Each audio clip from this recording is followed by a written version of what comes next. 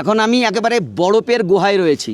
এখানে কুড়াল দিয়ে কাটলেও এর কিছু হবে না। বরফগুলো জমেছে কিভাবে তাই দেখুন। এখানে বরফের উপত্যকায় আমি। নাথুলার হাইট হচ্ছে 14,140 ফিট। ভারত চীন সীমান্ত। 1 और 1:30 बजे के बीच बाबा जी को खाना दिया जाता है। এইসব ইয়ার্ডগুলো দাঁড়িয়ে রয়েছে। মেমঞ্চ লেক একেবারে বরফে জমে আছে। নাথাং ভ্যালি। গ্যাংটক বেড়াতে গেলে ছাঙ্গু বাবা নাথুলা সবাই যাবে। বিশেষ করে সচক্ষে চীনকে দেখতে নাথুলা যাওয়ার স্বপ্ন অনেকেরই থাকে। এখানে দুভাবে যাওয়া যায়। বেশিরভাগ মানুষ গ্যাংটক থেকেই যায়, তবে আমরা গিয়েছিলাম সিল্ক রুট হয়ে। প্রথম দিন ঋষিকুলাতে, দ্বিতীয় দিন জুলুকে ছিলাম, আর আজ ঘুরে দেখব ছাঙ্গু বাবা Nathula. Good morning from Zuluk. জানুয়ারির আজকে 9 তারিখ, আর আমরা জুলুক থেকে আজকে বেরিয়ে যাচ্ছি গ্যাংটকের উদ্দেশ্যে। মধ্যে থাকবে অনেকগুলো পয়েন্ট, তার সঙ্গে নাথুলাও আছে। রওনা হওয়ার আগে অবশ্যই ব্রেকফাস্ট করে নিতে হবে। কেউ ম্যাগি, কেউ বা রুটি অমলেট খেয়ে তাড়াতাড়ি রেডি হয়ে পড়ে। ব্রেকফাস্ট কমপ্লিট, এবার চাটা পান করেই বেরিয়ে পড়বো। আমরা বেরিয়ে পড়েছি বন্ধুরা, আজকে আমাদের লং জার্নি। এখন সময় সকাল 7:30। গাড়িগুলো সব আমাদের দাঁড়িয়ে আছে দেখছি।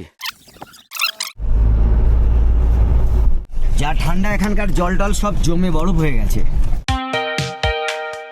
আজ আমাদের অনেক পথ অতিক্রম করতে হবে জুলুক থেকে গ্যাংটকে।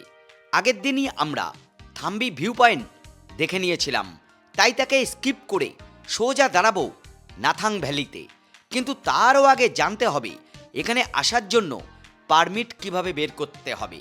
যারা গ্যাংটক থেকে আসবেন তারা হোটেল কিংবা ড্রাইভারকে 2 কপি কালার ফটো এবং ভোটার আই কার্ডের জেরক্স দিলেই পারমিট আপনার হয়ে যাবে। আর বয়স যদি 18 বছরের নিচে হয় তাহলে অবশ্যই বার্থ সার্টিফিকেট সঙ্গে নেবেন। এবার রাস্তায় প্রচুর ইয়াক দাঁড়িয়ে আছে। বাপরে, কত একসঙ্গে। এই নিচে এটা হচ্ছে নাথাং ভ্যালি, এখানেও রাত কাটানো যায়। আর নাথাং থেকে কাঞ্চনজঙ্ঘা, এই ঠিক এই চূড়াটা হচ্ছে কাঞ্চনজঙ্ঘা, এইটা। আর নাথাং ভ্যালিটা দেখুন, একটা কড়াইয়ের মতো, মানে চারিদিকে এই পাহাড় দিয়ে ঘিরে থাকা এই ভ্যালি। খুব অল্প কয়েকটা ঘরবাড়ি এবং হোমস্টে নিয়ে হচ্ছে এই নাথাং ভ্যালি। নাথাং ভ্যালির উচ্চতা আরও অনেকটা বেশি, তাই এখানে মাঝে মধ্যে শ্বাসকষ্টের সম্ভাবনা থাকে। জানুয়ারির আজকে 9 তারিখ, নাথাংয়ে বরফ নেই। এই আমার সামনে এই সমস্ত জায়গায় প্রচুর বরফ রয়েছে। এই যে এই সব জায়গায় বরফ পাবেন রাস্তার দুদিকে। এটা হচ্ছে একটা রডোডেনড্রন গাছ, আর এই রডোডেনড্রন গাছের মাথায় প্রত্যেকটাই কুড়ি এসছে। আর মানে ফেব্রুয়ারির পরে মার্চে এইগুলো একেবারে ফুলে ভরে যাবে রডোডেনড্রনে। আর এখানকার লাল চা বেশ ভালো। এখান থেকে এবার আমরা যাব ওল্ড বাবা মন্দিরে। সিল্ক রুট এবং গ্যাংটক ট্যুর আমরা করছি শেখর ভাইয়ের সাথে। আমাদের অভিজ্ঞতা বেশ ভালো। থাকা, খাওয়া, গাড়ি এবং পারমিট সবই ওরাই করে দিয়েছিল। 3 রাত 4 দিনে আমাদের খরচ হয়েছিল 5,000 টাকা একজনের। চলে এলাম ওল্ড বাবা মন্দির।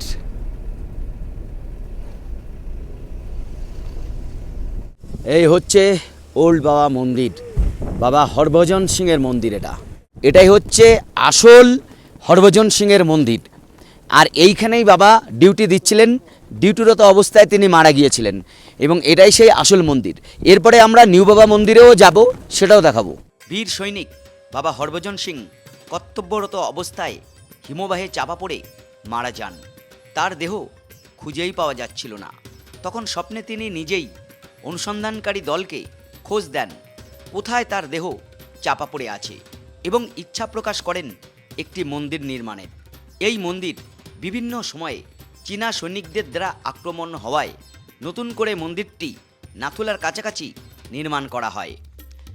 শোনা যায় বাবাজি এখনও এখানে ডিউটি করে থাকেন। তার বিছানা এবং বুট দেখে তার প্রমাণ মেলে।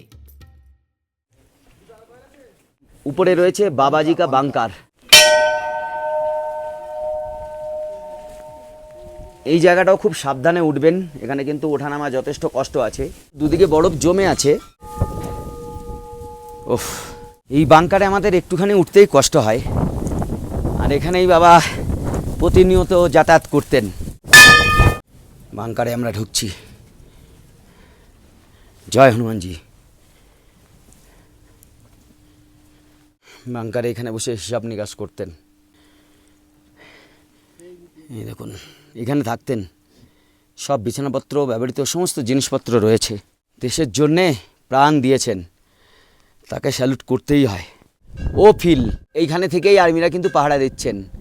আর এর ওই দিকটাই হচ্ছে চীন বর্ডার। হরভজন বাবা কি জয়। তবে এখানে কিন্তু প্রচণ্ড হাওয়া দেয়। এই দেখুন, অনেকটা উপরে তো বেশ হাওয়া দেয় এখানে। সিঁড়িতে উঠতে একটু কষ্ট হয়, নামতে কোনো কষ্ট নেই। বাবাজির এখান থেকে প্রসাদ নিলাম। এরপর আমরা যাব কুপুপ লেক, আর সেখান থেকে নিউ বাবা মন্দিরে। হর হর মহাদেব। মহাদেব রয়েছে। Welcome to Tukla war memorial. এটা টুকলা ওয়ার মেমোরিয়াল। আমরা দাঁড়ালাম না এখানে। আমরা চলেছি 13,000 ফুট উচ্চতায়, চারিদিকে ন্যাড়া পাহাড় আর দূরে কাঞ্চনজঙ্ঘার হাতছানি, মাঝে মাঝে বরফের দেখা মিলছে। সব মিলে মন আনন্দে ভরপুর হয়ে যাচ্ছে। I love Kupup. এবার আমরা এসে দাঁড়িয়েছি কুপুপ লেক পাড়ে। এদিকে তো বরফ আছেই, আর এইটা হচ্ছে কুপুপ লেক। পুরোটা বরফে জমে আছে। আর এই কুপুপ লেকের জল সোজা নিচে গিয়ে জলঢাকা নদীতে পড়েছে ভুটানের।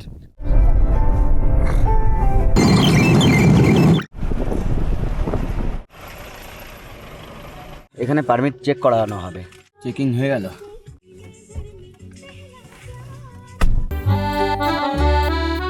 এখন আমরা কুপুপের উপর দিয়ে যাচ্ছি। এরপর আসবে মেমঞ্চ লেক, তার ওপর আসবে নিউ বাবা মন্দির। এই দূরে দেখা যাচ্ছে এটাই হচ্ছে মেমঞ্চ লেক। খুবই ন্যাচারাল একটা জায়গা এই লেকটা। তবে এই লেকে যাওয়া যায়, কিন্তু ট্রেক করে নিচে নামতে হবে। এইটা একেবারে প্রকৃতির মধ্যে এই মেমঞ্চ লেকটা। অসাধারণ এটা। এটাও জমে আছে দেখছি বরফে। এখানে গাড়িতেও যাওয়া যায়।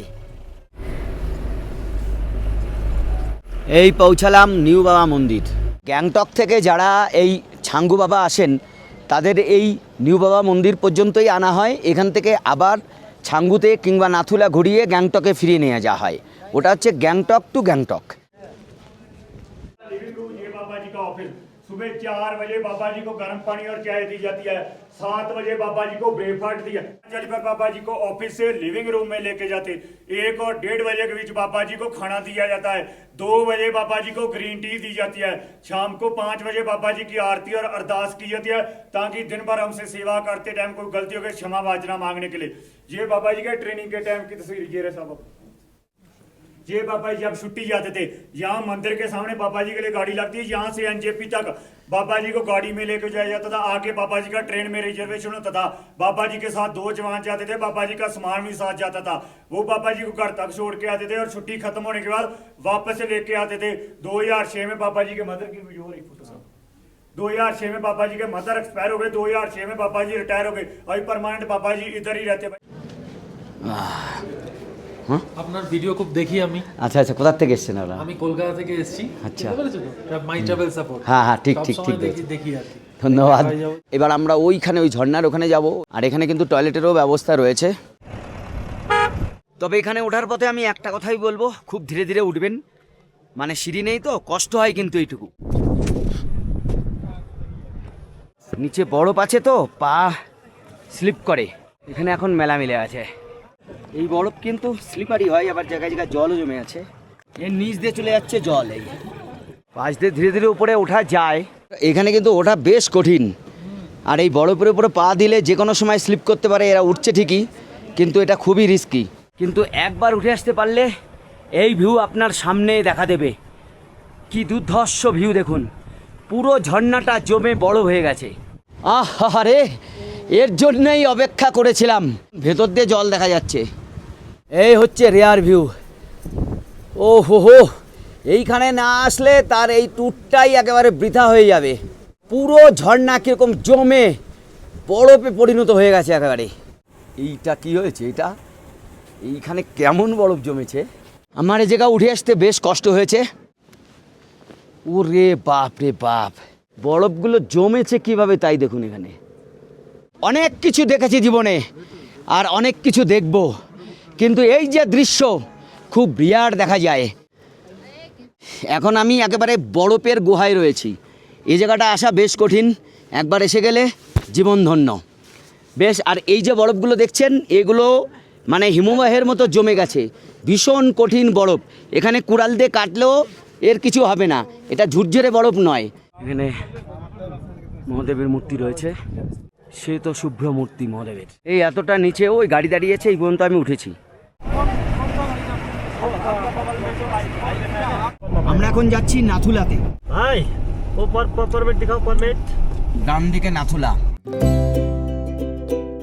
ছাঙ্গু বাবা রোড থেকে চীন বর্ডারের দিকে আরও 4 কিলোমিটার গেলে নাথুলা পড়বে।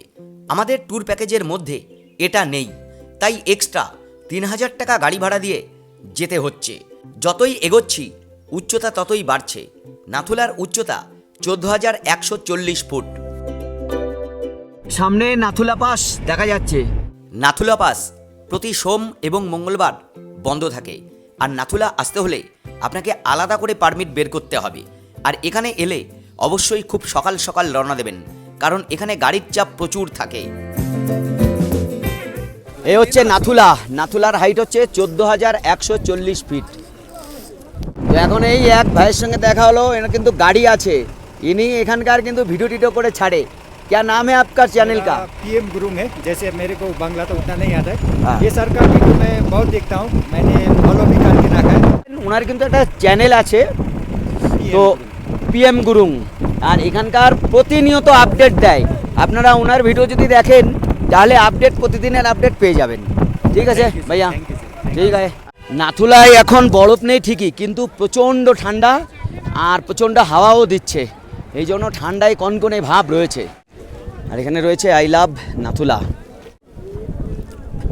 আর এই রাস্তায় উপরে উঠতে হবে, অনেক উঁচু, কিন্তু ধীরে ধীরে উঠতে হবে, না হলে বিপদ ঘটে যাবে।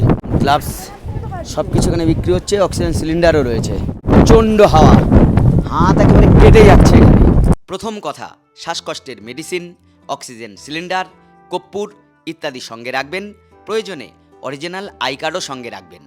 নাথুলা প্রাচীন সিল্ক রুটের একটি অংশ ছিল। 1962 সালে ভারত চীন যুদ্ধের পরে এটি সম্পূর্ণরূপে বন্ধ হয়ে যায়।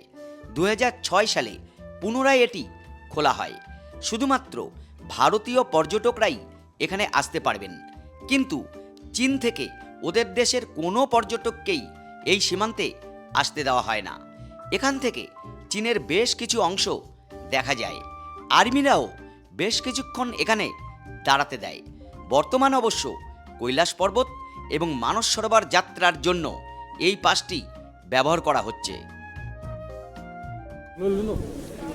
হ্যাঁ, তবে আগে এইখানে এই শর্টকাটে অনেকে নেমে যেত, এখন একদম সিস্টেমেটিক নামতে হবে।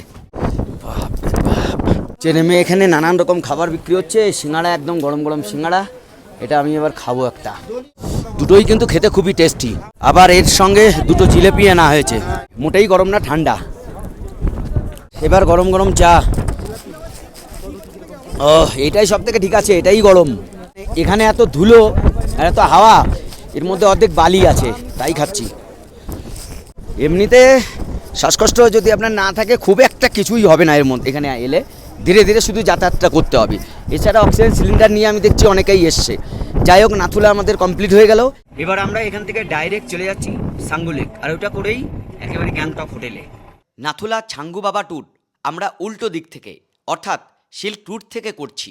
তবে আপনারা গ্যাংটক থেকে করতে পারেন, ওটাই সহজ, এবং গ্যাংটক থেকে পারমিট বের করাও কম খরচ হয়। বেশিরভাগ মানুষ ওটাই করে থাকেন। এইখানে সামনে যে বিল্ডিংগুলো দেখছেন, এইখানে কিন্তু চীন এবং ভারতের নানান পণ্য কেনাবেচা সহ নানান ডিল হয়। যারা মানস সরোবরে যেতে চাইছেন তাদেরকে সরকারের তরফ থেকে এরকম জায়গায় এনে রাখা হয়, তারপর এখান থেকে গাড়িতে করে আবার মানস সরোবরে নিয়ে যাওয়া হয়।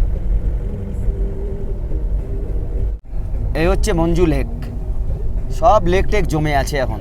তবে এই ট্যুরে আপনারা যদি নাথুলা যেতে চান তাহলে কিন্তু গাড়ি আলাদাভাবে বুকিং করতে হবে এবং তারও আলাদা পারমিট করতে হয়। এইবার আপনি যদি গ্যাংটকের দিক থেকে আসেন তাহলে আপনার পড়বে 3-3.5 হাজার টাকা পার গাড়ি, আর আমরা যেদিক থেকে এলাম এদিক থেকে 4 থেকে 4.5 হাজার টাকা একটা গাড়িতে পড়বে। আপনারা যদি ঘুরতে চান এইটা কিন্তু আপনাদের আলাদা বিয়ার করতে হবে। ইয়াকলা জায়গার নাম। এখন আমাদের ঘোরা প্রায় শেষই। আমরা এখন ছাঙ্গুতে যাওয়ার আগে এখান থেকে খেয়ে নিচ্ছি চিকেন মোমো। দারুণ টেস্ট।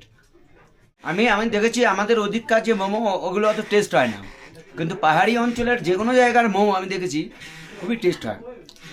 এই আমরা ছাঙ্গু লেকে এবার ঢুকছি, তবে ছাঙ্গুটা কিন্তু জমেনি। সিল্ক রুট ট্যুরের লাস্ট ডেস্টিনেশন আমাদের ছাঙ্গু লেক। আর এই ছাঙ্গু লেকের উচ্চতা হচ্ছে 12,313 ফুট। এই ছাঙ্গু লেক মানেই হচ্ছে একটা জমজমাট ব্যাপার। এইখানে রয়েছে প্রচুর ইয়ার্ক, প্রচুর। তবে এগুলো থেকে সাবধান, এখানে কিন্তু স্ক্যামের সম্ভাবনা থাকে। এখানে উঠতে গেলেও কিন্তু টাকা লাগে, কত নাই কি জানি। এই দেখো এইগুলো কিন্তু ডেঞ্জার আছে। হ্যাঁ, 1 টাকা বলে না সঠিক, বিরাট শয়তান হয়েছে। ছাঙ্গু লেকের জলটা কিন্তু বেশ স্বচ্ছ আছে। আর ওপারে যারা যাবে তারা কিন্তু এই বরফটা পাবে, ওপারে বরফ রয়েছে। ছাঙ্গুর এখন সব থেকে বড় আকর্ষণ হয়ে উঠেছে রোপওয়ে। রোপওয়ে আপনারা চড়তে পারেন, আমার চড়া আছে, আমি আজকে আর চড়ছি না। এই সব ইয়ার্ডগুলো দাঁড়িয়ে রয়েছে। নাচ শুরু করে দিয়েছে, বাহ বাহ বাহ বাহ বাহ। আর এরকমভাবে এই ড্রেসেও সাজতে পারেন আপনারা। কি বলবো, এই যে ইয়ারকে কত ভাড়া কি কিছুই ওরা বলছে না। মানে এরা ব্যবহার আজকাল দিন দিন এত খারাপ করছে না, মানে আপনি উঠবেন তবে ভাড়া বলবে, সেজন্য আমি ভাড়াও বলতে পারছি না ঠিক মতো। এই 100 টাকায় নেয় আর কি, 100 টাকা শুধু ছবি তুলতে নেবে। এইখানেও দেখছি বেশ ভিড় রয়েছে। আজকে আমরা সেই জুলুক থেকে রওনা দিয়ে এখন বেজে গেছে বিকেল 3টে। অনেকক্ষণ ধরে ঘুরলাম, যত পয়েন্ট আছে সব ঘুরে ঘুরে আপনাদের দেখালাম। ট্যুর কিংডম আমাদের যথেষ্ট ভালোভাবে ঘুরিয়েছে, ছেলেমেয়েরাও খুব আনন্দ পেয়েছে। আর এই হচ্ছে রোপওয়ে, সঙ্গ ropeway, India's highest altitude passenger. মানে এটা হচ্ছে ভারতের সবথেকে উঁচু রোপওয়ে বলা হচ্ছে। এই রোপওয়ে, তবে রোপওয়েতে গেলে উপরে আমি দেখছি বরফ টরফ আছে কিছুটা। হ্যাঁ, আর ছাঙ্গু লেক এই দিক থেকে পুরোটা জমে গেছে। এখন রোপওয়েতে ভিড় নেই, কারণ এই শেষবেলা এটা প্রায় বন্ধ হওয়ার মুখে আর কি। হচ্ছে টিকিট কাউন্টার। আমি এখান থেকে ভাড়াটা একবার বলে দিই। ইন্ডিয়ানদের 360 টাকা, 3 বছরের উপরের বাচ্চাদেরও 360 টাকা, বড়দেরও 360 টাকা। তাহলে ভাড়া হচ্ছে 360 টাকা। আর এটা সকাল 10টা থেকে বিকেল 4টে পর্যন্ত খোলা থাকে। ছাঙ্গুর এখানে তো পুরোপুরি একেবারে বরফ জমেই আছে আমি দেখছি। মানে এই অঞ্চলটা ছাঙ্গুর, বরফ এই সমস্ত জায়গায় থাকেই, মানে নিচে সবই হচ্ছে বরফ। একে সামাল দিতে পারছে না, এদিক ওদিক চলে যাচ্ছে।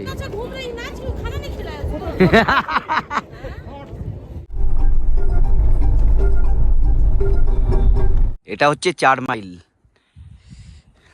এটাও দেখতে খুবই সুন্দর, এই যায় এখান থেকে ভিউটা। এরপর সোজা গ্যাংটকে রওনা হই। শেখর ভাই আমাদের জন্য যে হোটেলের ব্যবস্থা করেছে সেখানে। মোটামুটি হোটেল একেবারে ম্যালের কাছাকাছি, হোটেল জি। আমার ভালোই লেগেছে হোটেলের প্রাথমিক যে ইমপ্রেশন। Room number 301। এই ঢুকলাম, যথেষ্ট বড় বেড আছে, পরিষ্কার পরিচ্ছন্ন, স্পেসও অনেকটা রয়েছে। এখানে 2টো সোফা, একটা টেবিল রয়েছে। আচ্ছা, এইখানে চায়ের সরঞ্জাম, গরম জল সমস্ত কিছু রয়েছে এখানে। আর টয়লেট, বাহ, পরিষ্কার পরিচ্ছন্ন, যথেষ্ট বড় টয়লেট দেখছি আমি। টিভির ব্যবস্থা রয়েছে, সবই রয়েছে আর কি এখানে। এরপর আমরা এমজি মার্গে কিছুটা হাঁটাহাঁটি করে লাল মার্কেটে শপিং করে হোটেলে ব্যাক করি। খাওয়া দাওয়া কেমন হচ্ছে? খাওয়া দাওয়া বাবাই আমাদের যারা ঘোরাচ্ছে প্রত্যেক দিনই আমাদের ভালো খাইয়েছিল, এটা বলতে হবে। পরের দিন সকালে ব্রেকফাস্ট করে গাড়িতে উঠে পড়ি। আমাদের ফেরার ট্রেন ছিল বিকেল 5:55 উত্তরবঙ্গ এক্সপ্রেস। এনজিপিতে 3টেই পৌঁছে দুপুরের খাওয়া দাওয়া সেরে রেস্ট নিয়ে ট্রেনে উঠে পড়ি। আর এভাবেই আমাদের 3 রাত 4 দিনের ট্যুর সমাপ্ত হয়।